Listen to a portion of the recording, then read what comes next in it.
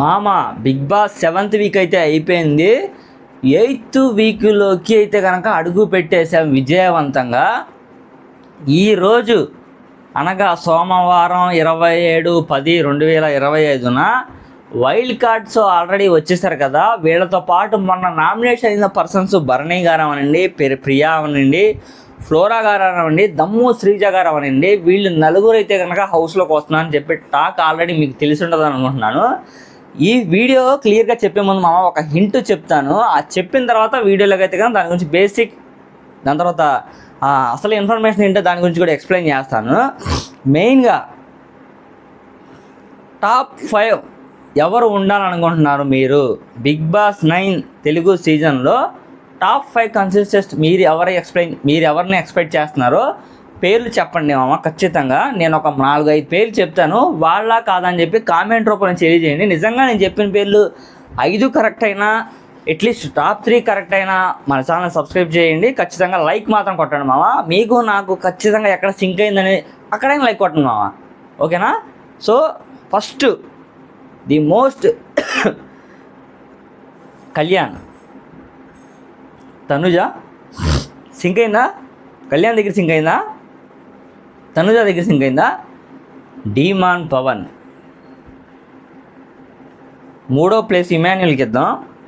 4వ ప్లేస్ వచ్చేసి డీమాన్ పవన్. 5వ ప్లేస్ ఎవరికి ఇద్దాం మామ? ది హౌస్లో స్ట్రాంగ్ ప్లేయర్స్ ఎవరున్నారు చెప్పండి, బాగా ఆలోచించి. బాగా శ్రీజ ఉంటుందా 5వ ప్లేస్లో, లేకపోతే డీమాన్ పవన్ ఉంటాడా అనేది క్వశ్చన్ మార్క్గా ఉంది. ఈ చెప్పిన 5 పేర్లు మీకు నిజంగా కరెక్ట్గా అనిపిస్తే కనుక సింక్ అయింది మామ నీతో మాకు అని చెప్పి లైక్ చేయండి మామ, సబ్స్క్రైబ్ కూడా చేయండి. వీడియోలోకి అయితే వెళ్ళిపోదాం. ఆల్రెడీ రీఎంట్రీ ఇచ్చారని చెప్పి టాక్ వచ్చేసింది ఫుల్గా. వచ్చి ఎవరెవరిని నామినేట్ చేశారు, అసలు వీళ్ళు నిజంగా టాప్ 5లో ఉండడానికి అర్హులా, దాని గురించి డిస్కస్ చేస్తాం మామ. సో యాక్చువల్లీ ఆలోచిస్తే కనుక ఆట పరంగా ఎక్కడా ప్రాబ్లం లేకుండా కళ్యాణ్ అయితే నీట్గా ఆడుతున్నాడు. బట్ తనుజాతో ఆడకుండా, తనుజ మీద లవ్ అండ్ ఎఫెక్షన్స్ చూపించకుండా తన గేమ్ తను ఆడితే సూపర్గా ఆడతాడని చెప్పి నాకైతే అనిపిస్తుంది. నా సజెషన్ అది మామ. అండ్ ఇంకోటి ఏంటంటే మెయిన్గా చెప్పాల్సింది, నిన్న ఈవినింగ్ నాకు సార్ కన్ఫెషన్ రూమ్కి పిలిపించి కళ్యాణ్ని తనుజని ఓపెన్గా మాట్లాడేసుకున్నానని చెప్తారు. కళ్యాణ్ అయితే కనుక సారీ చెప్తాడు. ఆ సారీ చెప్పడం ఏంట్రా బాబు, ఆట విధానం నువ్వు అలా ఆడు, నేను ఎలా ఆడతా, బయట ఎవరికి నీ మీద నీ నమ్మకం వాళ్ళకుంది, నా మీద నా నమ్మకం నాకుందని చెప్పి చెప్తాడు. అక్కడ వరకు బాగానే ఉంది. కానివ్వండి, కొన్ని సందర్భాల్లో ఏంటంటే మనోడు కొంచెం లవ్ అండ్ ఎఫెక్షన్స్ ఎక్కువ చూపిస్తాడు అని అనుకుంటున్నాను. ఎందుకంటే కనుక కెప్టెన్సీ టాస్క్లో ఆ రోజు ఓడిపోయిన తనుజని కొంచెం ఇండైరెక్ట్గా ప్రపోజల్లో అనిపించింది నాకైతే కనుక. సో మీకు ఎంతమంది కనిపిస్తే ఖచ్చితంగా కామెంట్ రూపంలో తెలియజేయండి. మెయిన్గా నామినేషన్స్ ఎలా జరిగాయి అని చెప్పి డీటెయిల్గా ఎక్స్ప్లెయిన్ చేస్తాను చూడండి ఒక్కసారి.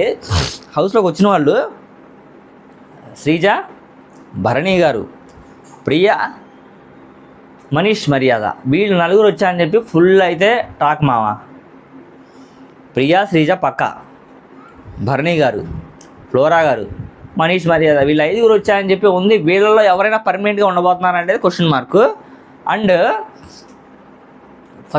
ఫస్ట్ అయితే కనుక మన కళ్యాణ్ అయితే కనుక వెయిట్ వేసారు మామ. శ్రీజాదమ్మ వచ్చేసి పొడిచిద్ది అనమాట. 2వ కత్తి ఎవరికి ఇవ్వడం జరుగుతుంది. అక్కడ ఉన్న పర్సన్స్లో 2వ కత్తి ఎవరికో ఇవ్వాలి, వాళ్ళు మరలా వీళ్ళు ఎవరినో పొడుస్తారనమాట.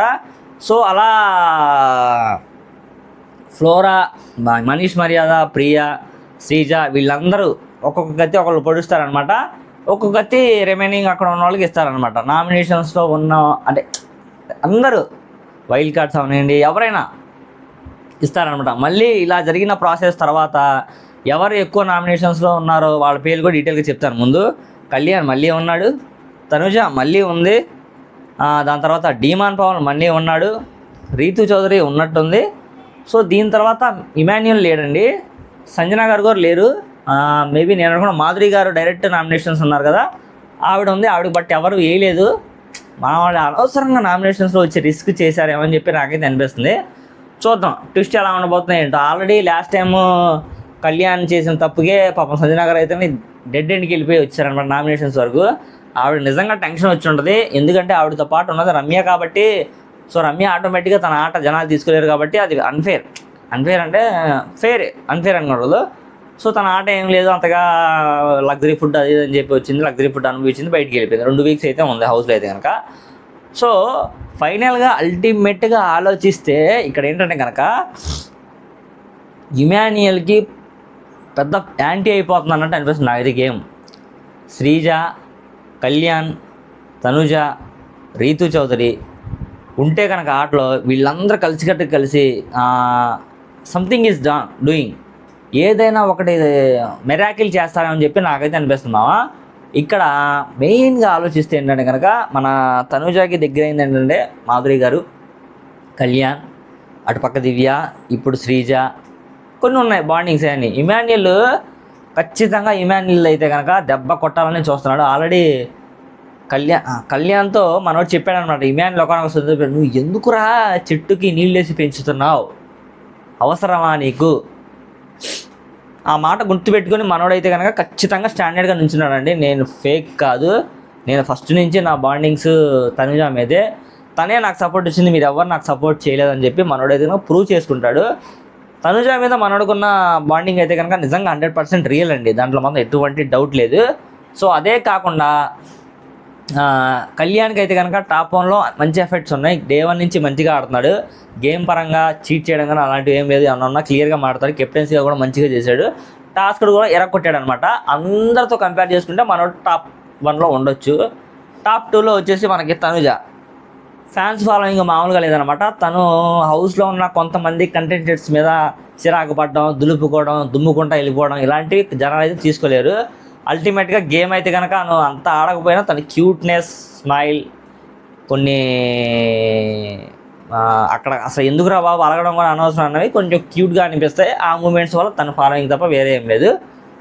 సో 2 పొజిషన్లో ఈవిడ ఉండొచ్చు. లేదనుకుంటే కనుక ఇమాన్యుల్కి, కళ్యాణ్కి ఖచ్చితంగా ఫినాలే పడవచ్చు అని చెప్పి నాకు అనిపిస్తుంది కరెక్ట్గా అని చెప్పి. లేకపోతే గౌరవ్ని ఎక్కడైనా హైక్ చేసేసి గౌరవ్ని కూడా 2nd పొజిషన్లో పెట్టడానికి ఛాన్సెస్ మిండుగా కనిపిస్తున్నాయి నాకైతే కనుక.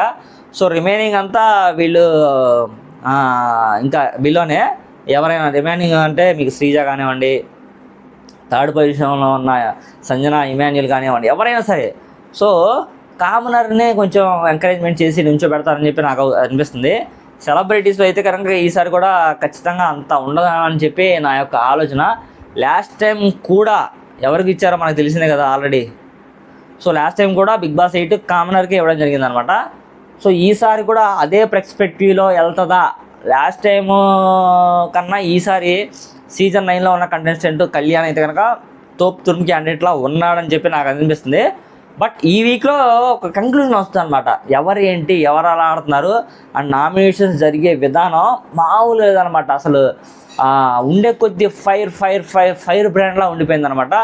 ఒక్కొక్కరు వచ్చి దగ్గర 1 hour 2 hour నామినేట్ చేశారంట. ఎన్ని పాయింట్స్ పెట్టారో అర్థం చేసుకోండి మీరు. దాన్ని బట్టి సస్పెన్స్ మీద సస్పెన్షన్, థ్రిల్లింగ్ అనమాట. ఈరోజు అయితే ఎపిసోడ్ కనుక పిచ్చ పీక్స్కి వెళ్ళిపోతుందని చెప్పి నేను అనుకుంటున్నాను.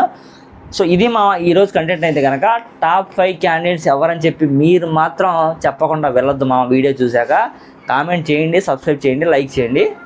నెక్స్ట్ వీడియోలో మళ్ళీ కలుద్దాం. అండ్ సండే ఎపిసోడ్ ఏం జరిగిందో అంటే సండే ఎపిసోడ్ మొత్తం ఫన్ అండ్ ఎంటర్టైన్మెంట్గా జరిగింది. రమ్య మోక్ష గారు వెళ్ళిపోయారు. So that is the final అనమాట. ఓకేనా మామ, థ్యాంక్ యూ సో మచ్. ఈ వీడియో క్లోజ్ చేస్తాను ఇంకా. బాయ్.